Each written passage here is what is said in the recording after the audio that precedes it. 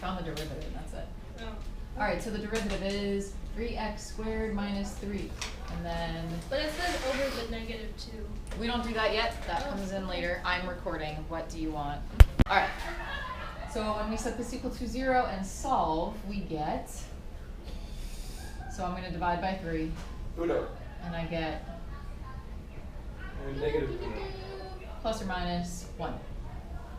So are both of these points in the interval given?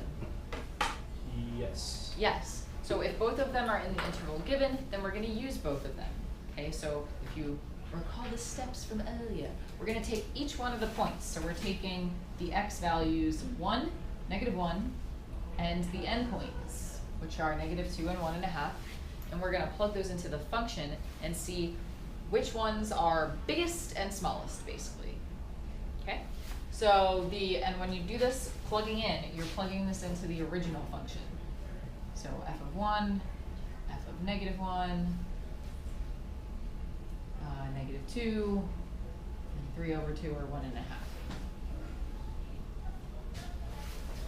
And, okay, so I cannot use a calculator for some of these. So if you put in 1, you get 1 0. minus 3 plus 2, which is 0. Negative 2. Negative 1 plus 4, wait, Yes. negative 1 plus 4 plus 2 is negative 5. Oh, I messed up in 5 seconds. Negative 2 is going to be negative 8 plus 6 plus 2, which is 0. Wait, hold Okay. on.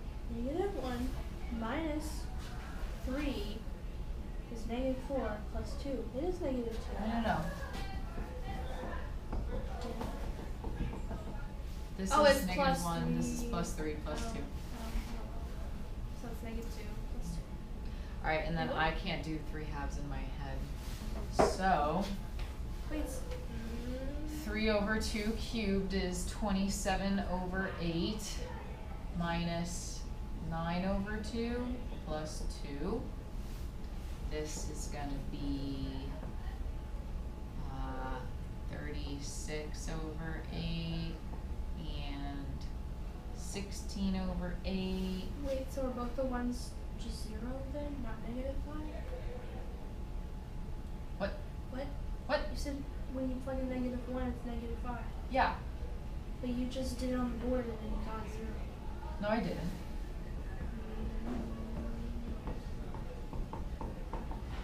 This is negative 1. This is 3.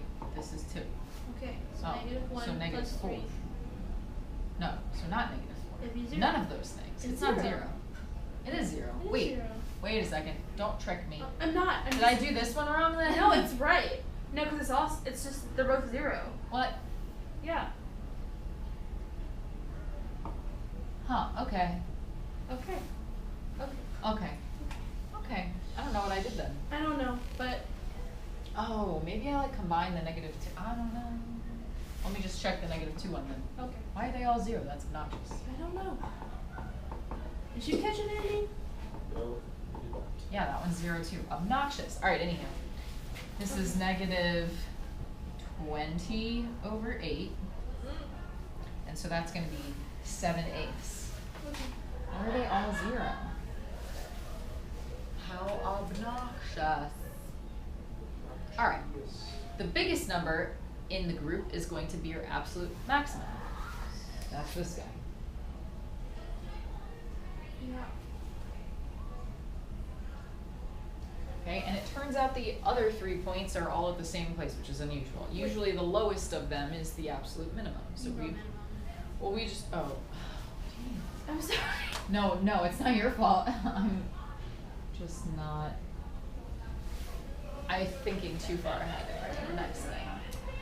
So usually one of them is smaller. So in this case, if they're all exactly the same, then they're all the minimum.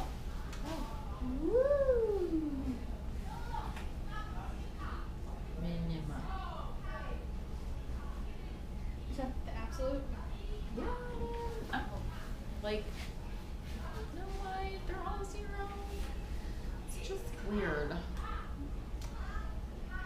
Yeah. Okay. Let's do the next one. So let's find the first derivative. So So that's just gonna be 4 minus 2x. Okay, and then set that equal to 0. And this is a linear equation.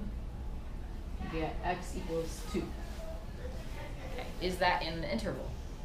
Yeah. Yes. So we're going to use that point and the endpoints. We're going to plug them into the original function and see which one's highest, which one's lowest. Alright, so if we plug in 1, we get 4 minus 1, which is 3. If we plug in 2, we get 8 minus 4, which is 4. And if we plug in 4, we get 16 minus 16, which is 4, or 0. And so, okay, so this is a good one. So what's the biggest number? F2. Yeah. Oh. So this is our absolute maximum. And our smallest? 0. Yeah. So this is our absolute minimum. Okay, we did it. Okay, how do you try? So you usually put plus or minus here when you square root both sides, but there's not really a positive and negative 0, so don't worry about that. And then we get x equals 2. So Yeah. that is a point that we want to see if it's a minimum or a maximum. So first we're going to plug it into our original to see where it's at. And she's a positive. And it's at 1. Wait, do you not the line? We are, yeah. So actually, I want to show you one more thing without the line. So in order to determine if this is our max or a min, we can either do the first derivative test or the second derivative test. So I want to go to that because that's on the test. We didn't do a lot of it. So there is a second derivative test for extrema. If you plug in, if you find the second derivative, so this is our second derivative. So that's going to be 6 times x minus 2, okay, to the 1, and the derivative of the inside, which is 1. So basically 6 times x minus 2, or 6x minus 12, if you want to do that. So the second derivative test says that if you plug in a critical point and it's greater than 0, that's going to be a type of minimum.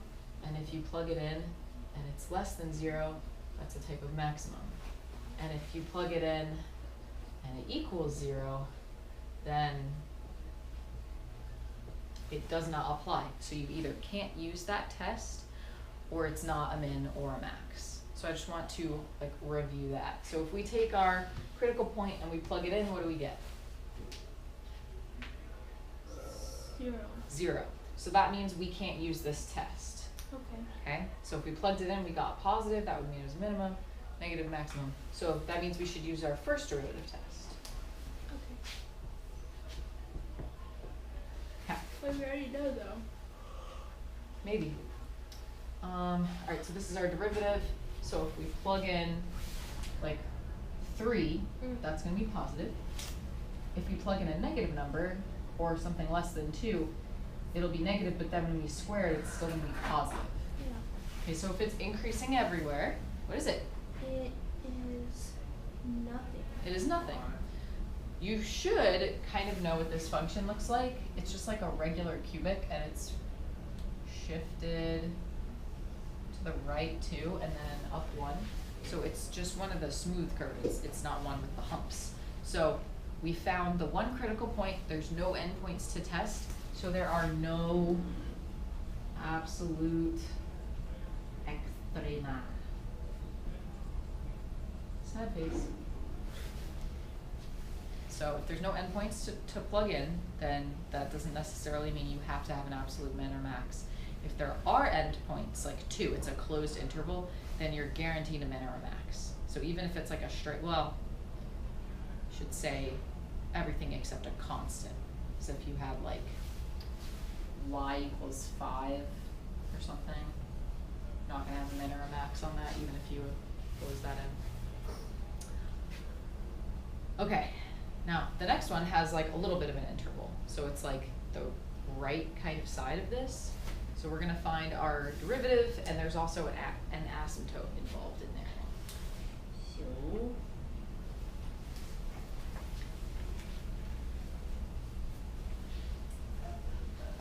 first derivative, we have have 5 plus, okay, remember you can rewrite this as 35 times x to the negative 1 power. So when you differentiate that, it's going to be negative 35 x to the negative 2 power. Okay, and I'm going to rewrite that as 5 minus 35 over x squared. Okay. Setting that equal to 0, you would first probably add this because it's negative. And then you can multiply by x squared. So 35 equals 5x squared. Divide by 5. And then square root. So you get plus or minus the square root of 7. Now, are both of those points in the interval given? No. No. So the interval given is 0 to positive infinity. So the right side's kind of open. So we just want the square root of 7. Yes. Okay, we can also use 0. You can't really plug in infinity. Okay. I thought, technically, is it like it's not including 0? Oh yeah, it is not including 0. Yeah, true. So I guess that's if it was a bracket. Yes. I missed that. Good look. Alright, so we're just testing this one then. And this is our first derivative simplified. So really you could just probably 1. So if you plug in 1, no. 1, so 1 would be smaller than the square root of 7. So if you plug in 1, it's definitely going to be negative because 5 minus 35 is negative. And then bigger than the square root of 7, you should plug in like 10. So if you plug in 10, this would be 100. So this is like a really tiny little fraction, and 5 minus a tiny little fraction Like is 4. still going to be positive. 4 and some change. Yeah. Really, we just care if is it positive or negative. So, okay, it's going from decreasing to increasing. So that means Minimum. minimum. Did we plug it back in? No. So we're going to plug it back in to see where it is. And that's great, I guess. Just leave it like that. So the square root of 7, comma, 5 root 7 plus 35 over root 7 is our absolute minimum. Sweet. What an ugly number. I guess you could round. I don't know what the book does. It might tell you, or might not. So all you're doing on these are just you're finding minima, you're finding maxima. And that's pretty much it. We're gonna have one of these problems on the test. Yes. Like this ugly. Oh, you mean number-wise? I don't know. I mean, it's really not that ugly. I don't always like, yeah. It's like easy to plug in, but it's just